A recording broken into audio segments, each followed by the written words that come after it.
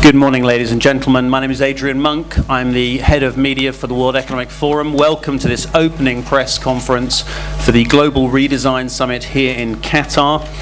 I'm delighted to be joined by, I'll just run through Lord Malloch-Brown, the Vice Chairman of the World Economic Forum, by Minister Abdulla Al-Rumaihi from the Government of Qatar, by Alexandre Fasel from the Swiss Foreign Ministry, by Mr. Benno Ndulu from Tanzania, and Ambassador Keng-Yong from the Ministry of Foreign Affairs of Singapore, and also by Rick Samans, Managing Director of the World Economic Forum, all of whom have been vital in the run-up to this summit.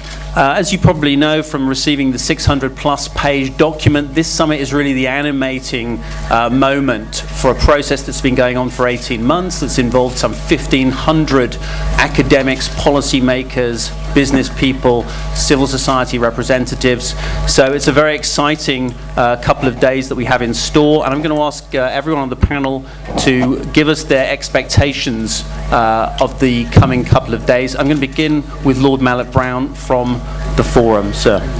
Well, thank you very much, Adrian, and let me start by thanking the four governments represented here on this podium today, who have been our partners, patrons, and sponsors for this whole project. And let me particularly thank the government of Qatar as our hosts here today, and the Minister for his personal engagement in the development of the program, the organization of the meeting. We've been very lucky in these four partners, and you know what links these four countries, if they will forgive me for saying so, is here are four countries which are not members of the G20, which are smaller countries, but which each of them shares a desire to be heard and have influence on the global stage. This is a product of their history, their location, their interests, but each of them recognizes that as smaller countries, the way they have influence on the global stage is through a strong system of international cooperation.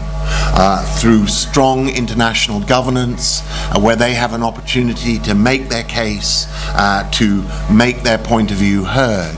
And so I think it's no surprise that it is countries like this that have been the sponsors and partners in this project, because this project began in the midst of the financial crisis. It was launched at Davos in January 2009, when the financial system seemed to be about to go over the precipice. And it was an opportunity to not just look at what had failed in international financial governance, but what had failed across international governance in so many areas. Why was the international system not up to the task? And you'll see in the report many more ideas than I can possibly list now. But behind them lay several principles: that smaller countries need a voice, that it's no longer just a matter of states, that there needs to be a role for non-state actors, for civil society, for business and others who are so important now in global cooperation. There needs to be a rebalancing of international institutions to represent an international cooperation, to represent the changes and shifts going on in global economic and political power. But above all, there needs to be the kind of smart, clever thinking about solutions which are not some big global fix, but which deal with issues of energy or security or poverty, with smart ideas that target those particular problems. And that, of course, is the power of the forum. We were able to assemble the 1,500 minds who met at one point in Dubai some months ago, and in other places as well, to come up with the work that is now being shared with governments and the private sector at this meeting. Lord Malloch, thank you. Minister, may I just call on you for some comments on your expectations of this summit? Thank you very much. First of all, let me welcome everybody here and to Doha and to this very important conference at the international level. Our aim was to launch an initiative that will create a new system at the global level. That's the international cooperation. So the international cooperation is based itself on states, on international institutions, on the UN, on other organizations. Today we would like to see, especially at the beginning of the 21st century, which kind of reforms we need, reforms of the old international system, of the old one, and also the creation and giving impulse and ideas about a new basis for the international cooperation, rather by creating a new organizations or new ideas or creating reforms within whatever existing institutions at the international level today. This is our task for sure. Lord Malloch-Brown, he was right to say that it was before a decision of one player, one state, one superpower, one power, one regional power that can lead our lives and leads our destiny. Nowadays, it's the responsibility of all states, other multi-stakeholders like civil society, parliamentaries, business sectors, intellectuals, academicians, media, so you name it, and all those players, they have to give their input and pulses that what should be the reforms, what should be the envisaged reforms and ideas to create a new organizations, a new forums, a new institutions that will lead and will track our destiny through the 21st century. So thank you very much. Ambassador Fasel, can I just ask you on behalf of the Swiss government to give your response? Thank you very much. Good morning. First of all, a word of thanks to the World Economic Forum, Professor Schwab, Lord Malloch-Brown, Rick Samans for this excellent initiative, and also to our hosts, Monsieur le Ministre, merci beaucoup. Lord Malloch-Brown said exactly, or better than I could translate it, what the interest of countries like the patron governments is in such a project. So everybody agrees that we need a strong international governance and that some reform is needed. And generally in politics, and especially in diplomacy, there is a need to make learned decisions. And that sometimes is very difficult because the issues are hugely complex and the challenges never stop accelerating. And because there is this multi-dimensional challenges and facets to all the problems we have to deal with, there is no other way than to have a multi-stakeholder approach. And this is what the World Economic Forum can offer. I sometimes say in a day and age when we talk about network of networks, this is what the World Economic Forum is. It is the think tank of think tanks. And so here we can assemble and create and generate new ideas. And new ideas never hit the ground running, or if they do, they rapidly get out of steam when one gets down to the nitty-gritty and one sees that it is very complicated. So new ideas have to be given time so that they can ferment. There is a process of fermentation and where one can deal with the details, one can ascertain what exactly the good ideas are, which ideas could assemble enough support in the international arena to be implemented. And this is our expectation here, that we see what has been created through this 18-month-long process of brainstorming and thinking, what can we take up and try to realize in the political ambit. Thank you very much. Ambassador, thank you. Governor Ndulu from Tanzania. Could you? Thank you very much. Again, let me also join my colleagues for thanking the World Economic Forum for facilitating this very rich consultation and generation of ideas, and also to thank our hosts for facilitating that we have an opportunity now to use this summit as a marketplace for smart ideas. Now, in terms of our expectations, is really to balance the upside and the downside of global interdependence through improved international cooperation to face the challenges of globalization. The hope that we have is emergence of a global governance system that can effectively enforce rules of fairness and ensure that there is an effective collective action for safeguarding our common welfare. Such a system has not only to ensure our ability or improved ability for effective surveillance, to enable us have early warning when there are problems, and also have mandate to sanction against behavior that would lead to loss of our common welfare. But to underline, like was mentioned earlier, such mandate comes only with legitimacy of representation from both big and small. So I hope that on conclusion of this summit, the powerful set of ideas that are going to be discussed here will sow the seed of a global movement, multifaceted in that nature, towards improving the global governance system. Thank you. Thank you. Ambassador Keng-Yong from the Ministry of Foreign Affairs of Singapore. Thank you. Thank you for having Singapore here, all the colleagues from the different countries on the panel. We have heard about all these global problems and challenges.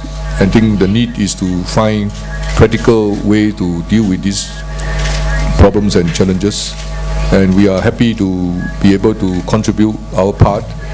As Lord Malloch-Brown said just now, small countries also should have a voice and play a role, and we are happy that Singapore can participate in this search for new solutions.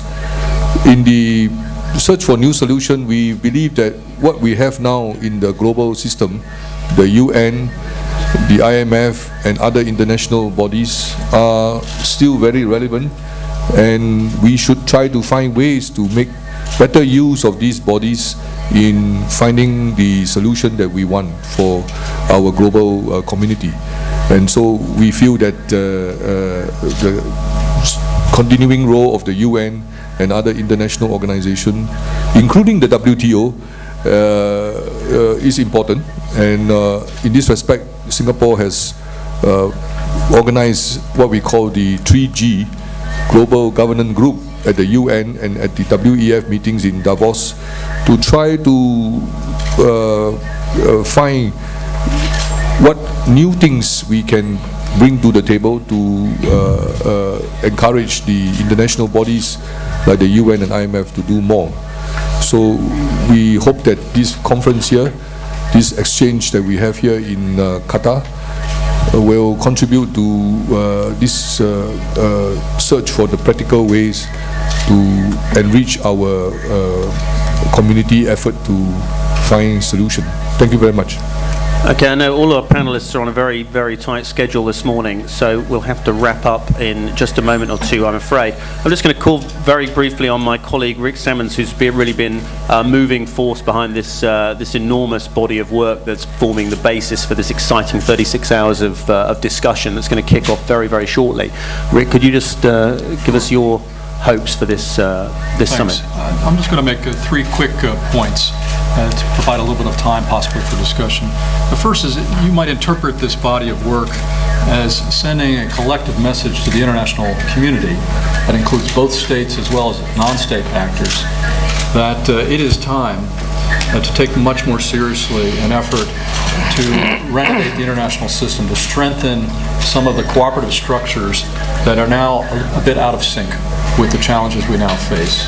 And that just because the economic growth has been rekindled in a number of regions of the world does not mean we should return to business as usual or a sense of complacency. Secondly, with 58 proposals and 9 thematic chapters with a range of new ideas, you might think it would be challenging to try to draw some common threads. But there are 2 common threads I would quickly point out.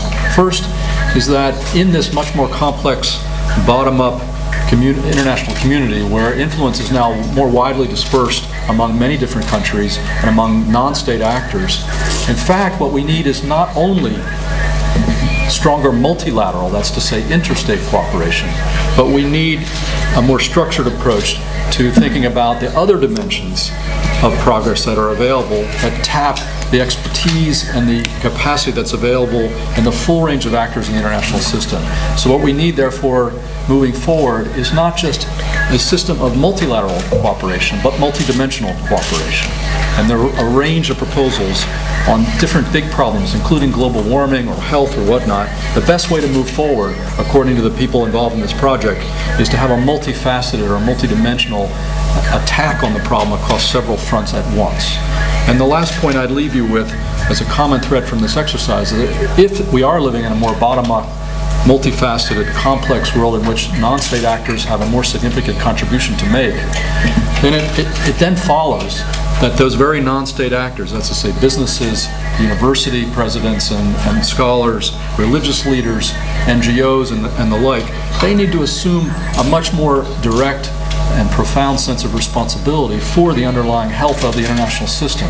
International cooperation is now everybody's business in this much more multi-dimensional world, and therefore we need to think much more seriously, not just leaving those problems to government officials like my colleagues here on the panel or to international organizations, but we need to think much more seriously about what that means for how we lead our own institutions in civil society. Thanks, Rick. Minister, I know you've got to go to a pressing engagement, so thank you for joining us. We've got a few minutes for some questions on the summit itself. We have a microphone. If you could identify the news organization, your name when you're asking a question. We're taking questions specifically directed at the summit itself, so please keep on message, or on topic, I should say. Mohammed, can we have a look at anyone, any show of hands for some questions? Gentleman there, gentleman there, gentleman there. Mohammed, can we get a... Sir? My name is Hazem Burab. I'm representing one of the Japanese daily papers. It's Asahi Shimbun, and I'm based in Doha, working in Doha. My question is about the mechanism of applying such thinking or such proposals or recommendations that are expected out of this ideal and very good conference. Thank you. Well, I think part of the mechanism of getting them proposed is this meeting itself, because we have representatives of 50 governments here, ministers, some heads of government themselves, a lot of senior policymakers, and we're hoping to target those ministers, broker for them ideas which are of interest to them. So, for example, the Korean government and Mexican government are both represented at very high levels here. They are the two governments who have the single greatest stake in climate change discussions this year. The Koreans will be hosting the G20, which will have a climate change discussion, and the Mexicans are hosting the Cancun meeting. Secondly, on the financial crisis, there is a lot of strong ideas about how to deal with imbalances, regulation, information collection for early warning of financial crisis. And again, we have a lot of the key G20 governments represented here, with two G20 meetings coming up in Canada and in Korea. So we very much, in the invitations for this summit, thought of who are the officials who could take up these ideas, adopt them, and carry them forward. And of course, with 50 governments here, there is the real opportunity of action in the UN on some of these things, on the development ideas and some of the security reform ideas. So, we, if you like, have a kind of lobbying and marketing plan in mind, where we hope governments will adopt some of these ideas and carry them forward. We'll also use the World Economic Forum itself as a continued vehicle in our meetings and in our activities to continue to promote the results of this report to governments and other policymakers. Sorry, gentleman there and gentleman there. Yeah. Walid Darai from Sharq newspaper. Sorry, can you... Walid Darai from Sharq newspaper. My question is about why you don't organize this summit under the umbrella of the United Nations. Well, I think as a former Deputy Secretary General of the United Nations, I probably can, say that, in the UN, a summit is a more formal affair, just principally, not exclusively, but principally of governments. And here we wanted to bring in a much wider range of policy thinkers and policy makers. As I said, there have been 1,500 experts, some of whom are from the UN, but many of whom are from think tanks, universities, from the private sector, from around the world. And, the whole idea here is to be able to brainstorm informally around solutions to some of these government crises, to provide material that the UN itself can then adopt and act on. It should be said that in the run-up to this meeting, the Secretary General invited me to brief all the UN heads of agency on the ideas that would be discussed here. And there are 20 UN agencies and other international organizations represented here. So, this is not in any way in competition with the UN, it's in support of the UN, but offering a more informal environment for brainstorming ideas. Ambassador Fasel, do you want to just comment on that question? Yes, thank you very much. Just to underline what Lord Malloch-Brown says, of course it cannot be in contradiction to the UN, otherwise we wouldn't be involved. Our point as Switzerland and the patron governments is that what we create here, or try to create here, strengthens the United Nations and the existing international organization rather than weaken them. But generally speaking, when you go about reforms, new ideas, new concepts, you cannot launch them and have them discussed immediately in the formal arena of the United Nations. So you do that in some sort of safe environment. And when you see, this is the government speaking, and when you see that sufficient government rally around an idea and that there is a good basis to try to have it in the formal process, then you repatriate the issue into the United Nations. And that's what we're trying here. We are at the first stage where we look, is there a platform? Can we assemble sufficient important support then to take it formally into the international ambit? We in Singapore support the approach that our Swiss representative have just stated. At the UN, because you have now almost 200 member countries, and the efforts will be somewhat dissipated, and it's better to have a environment of think tanks and experts like what we are having here today in Qatar to develop some of these ideas and look at the pros and cons of various proposals and move things along. Okay. Gentleman in the second row. Thank you. My name is Mohammed. I represent the Moroccan news agency here in Doha. Sorry, first I don't remember when exactly the forum started working, but I think it's sometime now. So could you just help us by telling us, maybe it's time now to hear that kind of things, tell us one or more than one success story, and if possible also one or more than one failure story. In other words, do you feel have you felt during all these years that some good and important achievements have been done thanks to the great work you have been doing? Thank you.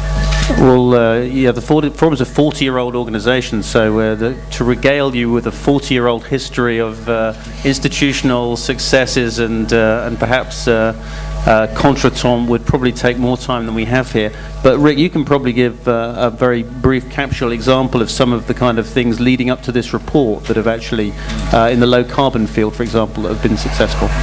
It's interesting you asked the question because our executive chairman and founder, Professor Klaus Schwab, just published earlier this year a book which encapsulates the history of the forum, including a number of its high points and contributions. And I think what we should do is probably provide you with a copy of that book. But the forum was played a quite significant role, for example, back in the 90s when South Africa was moving from apartheid into a democratic elected government. And its informal platform was viewed as invaluable by the parties. That's one example. Exactly. I mean, it was indeed the place where Nelson Mandela first laid out the economic policy that the future South Africa under the ANC would take.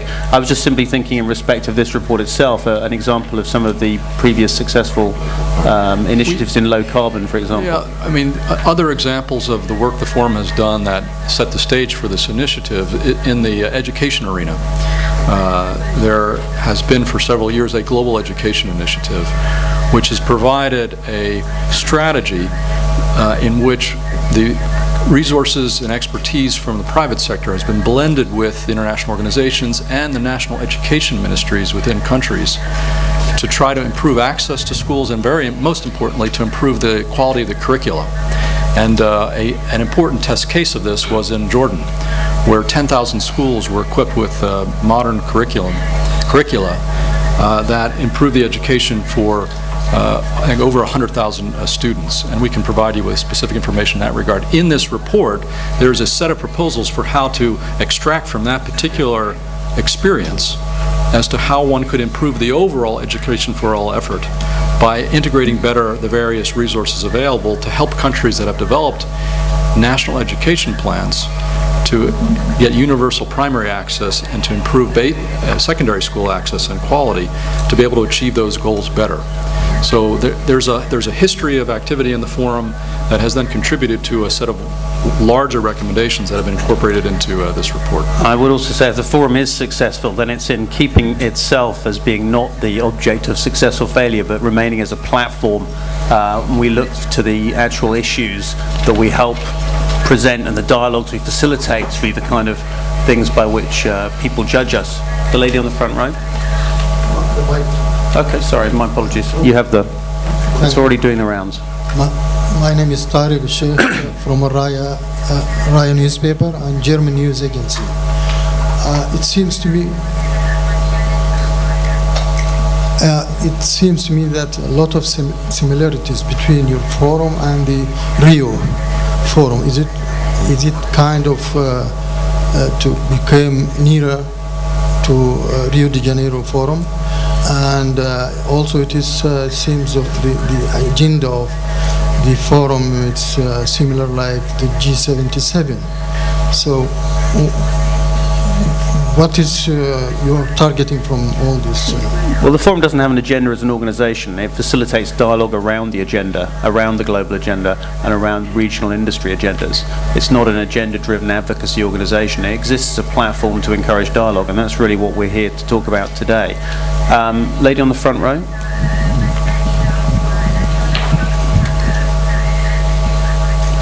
Well, you've been speaking about small countries and big countries. Are we to understand that the G20 is going to be enlarged to mark small countries? And there's another question about the, we've seen that through the schedule of the summit, that there is a large variety of proposals to be done. Are these proposals going to be taken through vote, or how is it going to be proceeded?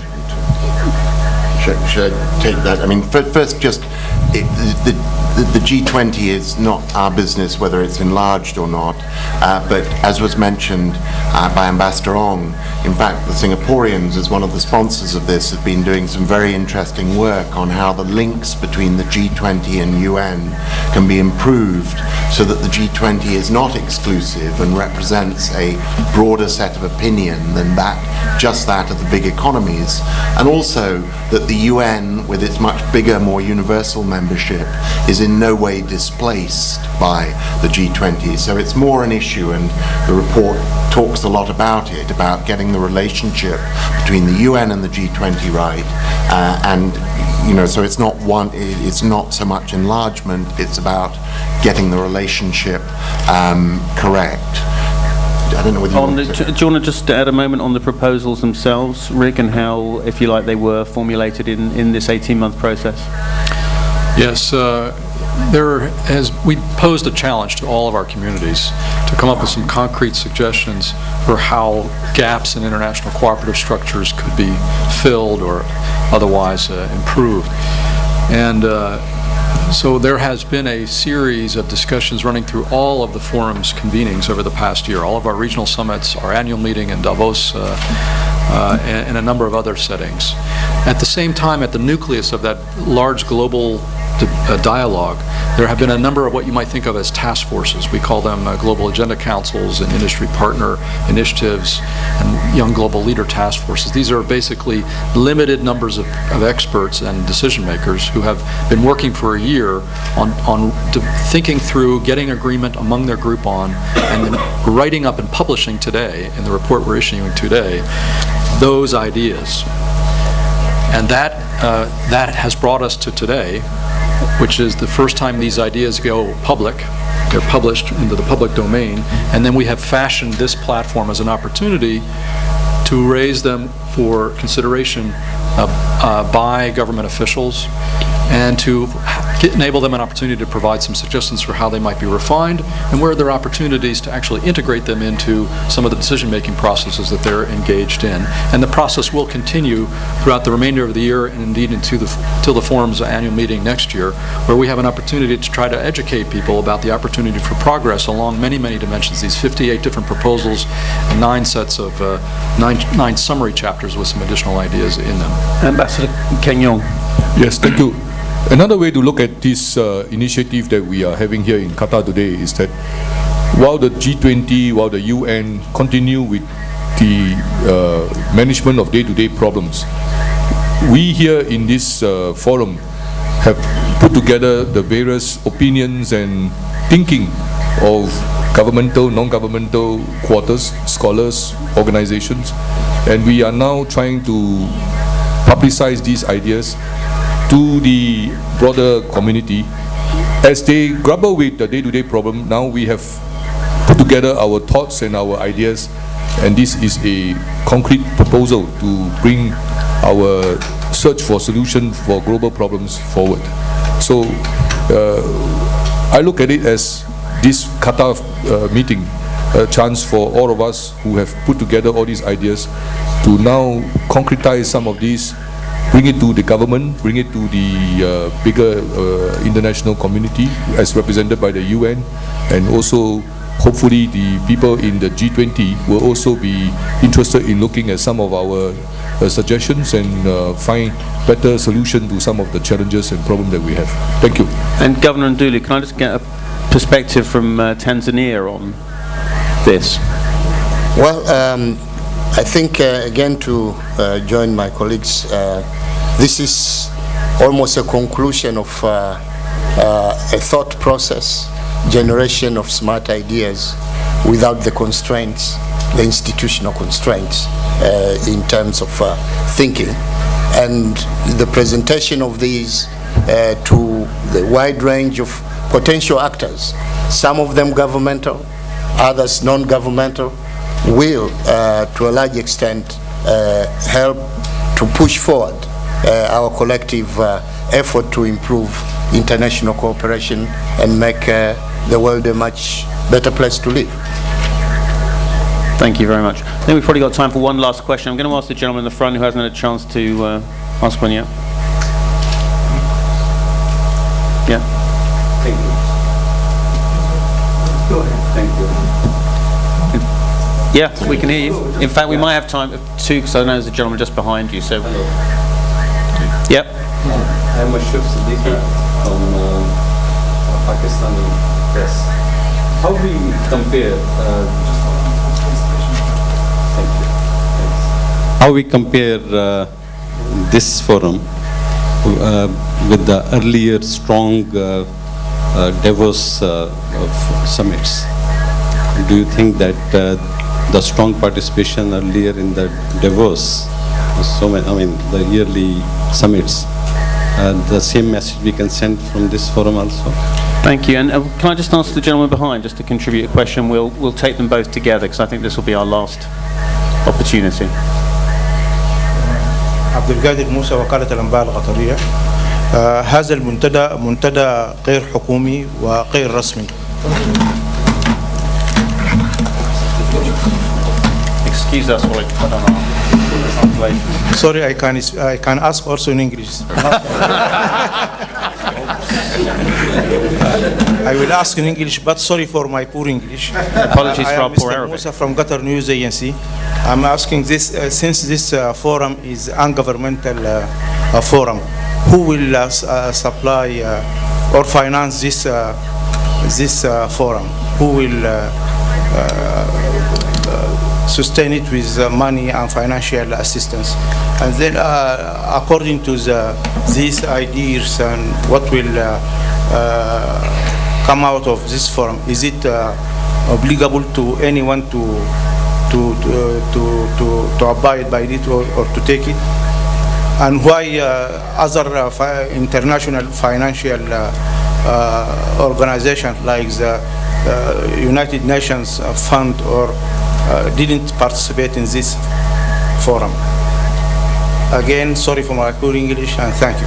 No, that's very good. And you also managed to squeeze in 4 questions, I think, out of one opportunity. So I'm going to ask, I think all of those issues kind of cut across a lot of what we've been discussing in the press conference so far. So if I may, I'm going to ask people to sort of include their answers to them in some brief concluding remarks from everyone. So if I can begin just with the Ambassador Keng-Yong at the far end of the podium, just to give us your closing views and hopes, and maybe address some of the issues that have come up in those questions. Thank you. I think the power of the ideas that we generate in this forum here in Qatar should be able to persuade more of our governments to continue this process. Please remember that it is a process. We don't expect immediate results from this meeting in Qatar, but the recommendations, as Mr. Richard Samans have stated earlier, 58 recommendations and 9 teams. The power of these combined should persuade our respective governments to bring this to the next stage, which is to publicize it further, maybe generate more discussion at the WEF meetings, whether in Davos or other regional forums. And of course, we hope that as we go along, some of these ideas will be brought into the UN process, brought into other international organizational meetings, and therefore continue this dialogue that we have generated. Thank you. Governor Ndulu. Well, the summit, again, as was mentioned earlier, is really a platform to market very smart ideas that have come through this long process.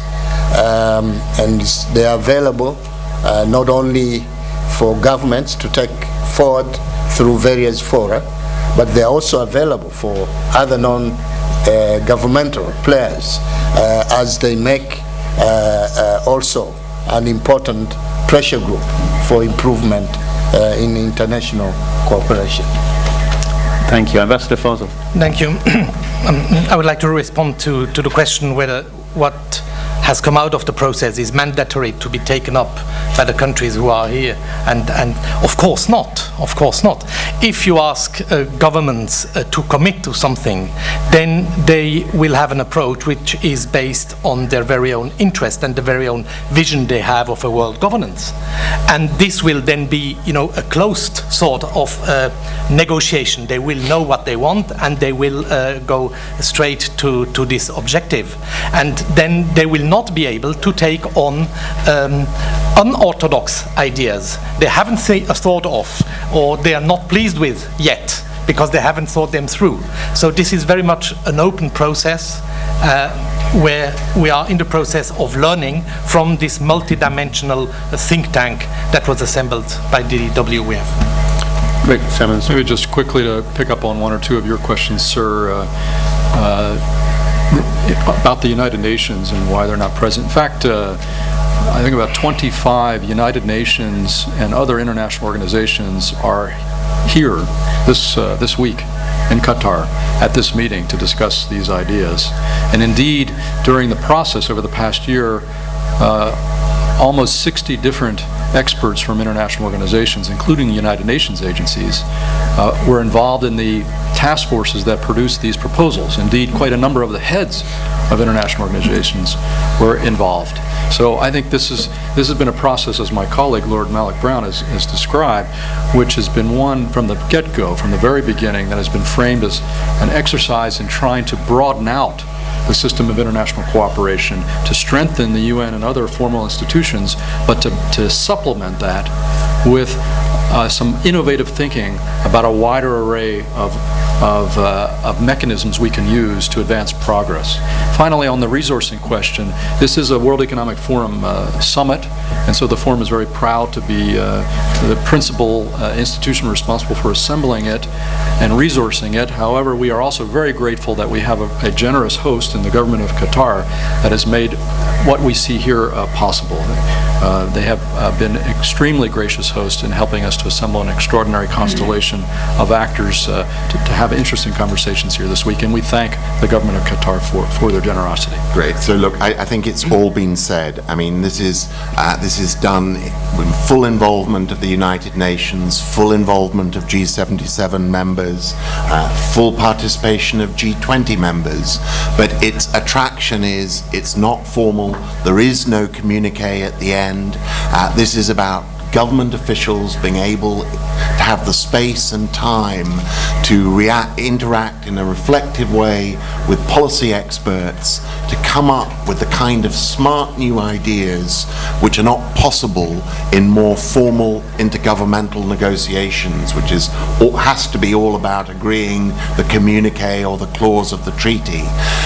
This is the Qatar brainstorming. This is the Qatar laboratory where ideas get tested. If you like, it's a vast policy marriage brokership where good ideas are in search of a husband, a government that will take them forward and turn them into a part of a solution to strengthening international cooperation. Well, to all our panelists, thank you very much. I would just say that for everyone, there should be copies of the 600-plus page document. There's an enormous amount in it, and obviously the contributors are all here in Qatar. There will be opportunities in the next 36 hours to get time individually, I'm sure, with each of them on specific issues. So I'd urge everyone here, if they don't feel they've had a chance to get a final question in, to go and pursue the real meat of that report in all its detail. So thanks very much to all our panelists, and thanks to you for attending.